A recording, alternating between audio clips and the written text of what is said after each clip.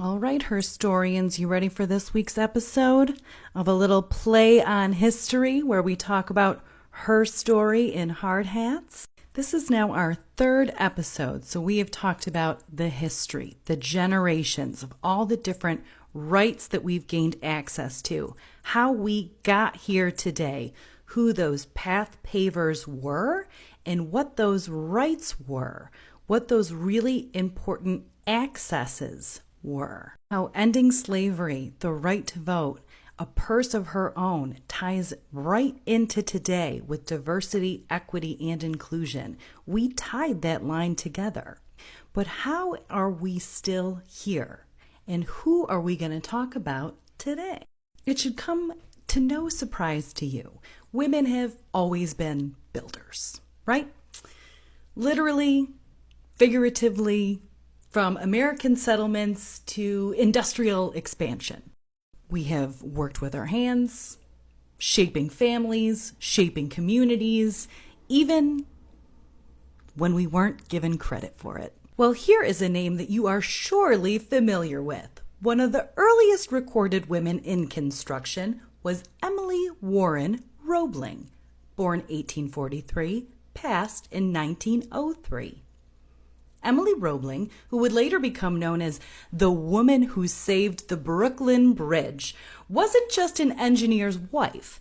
Roebling assumed the role as chief field engineer of the Brooklyn Bridge when her husband fell ill. Fun fact about that bridge, her father-in-law, John Roebling, who designed the bridge, died after a ferry ran over his toes. Ooh. You thought our healthcare system was whack.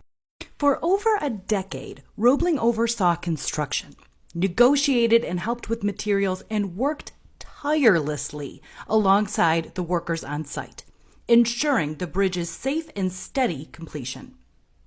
She studied mathematics, material science, and construction methods, but not because she was allowed to, more so because she refused to be left out. Roebling was the first person to cross the bridge upon its completion, in a carriage, with a rooster, as a symbol of victory. In episode 1, I mentioned that these women would come from all manners of backgrounds. Some poverty, some wealthy, others yet born into slavery. For this next her story, she may have been born into the very seat of privilege. And remember, privilege doesn't always mean money. Sometimes it just means location, location, location.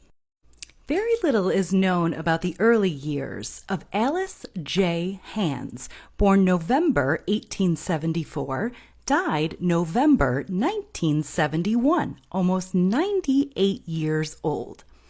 But what a life she lived. Hands had a passion for art and drawing, and she was enrolled in the Young Women's Christian Association, or the YWCA, which you may be familiar with. At that time, there were no other schools of architecture open to women, and when the New York School of Applied Design for Women opened in 1892, Hands was one of the first to enroll. There, Alice Hands would meet the woman who would become her friend and business partner, Mary Nevin Gannon. Hands and Gannon took every opportunity to excel in their chosen profession. In their third year at the school, they were awarded second prize in the competition for the women's building at the 1895 Cotton States in the International Exposition in Atlanta. Post-graduation, the two opened the first ever all-women's architecture firm in the United States called Gannon and Hands Architects. The two became known for three things: standing firm for equal pay to their male counterparts and receiving it, understanding and focusing on tenement and low-income worker housing, and focusing their drawings on those complexities. By 1897, Gannon and Hands both were recognized as established New York practitioners, identified in newspapers as the two young women who planned the Florence Sanitarium and solved the tenement problem. By all accounts, business prospered. In October 1898, a reporter for the St. Paul Globe described Alice Hands as someone who has not only made herself rich, but has gained a name in the field of architecture. Hands left the younger generation this advice, a quote, "After a woman has secured technical training, there is no better opening wedge to the money-making world than to become identified in some way with a well-established architecture firm." You hear that, ladies?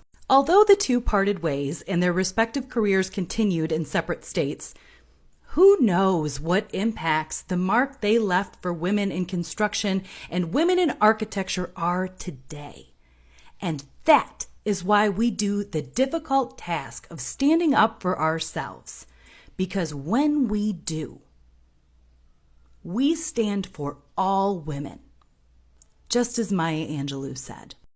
And that was this week's episode of Her Story in Hardhats. See you next week.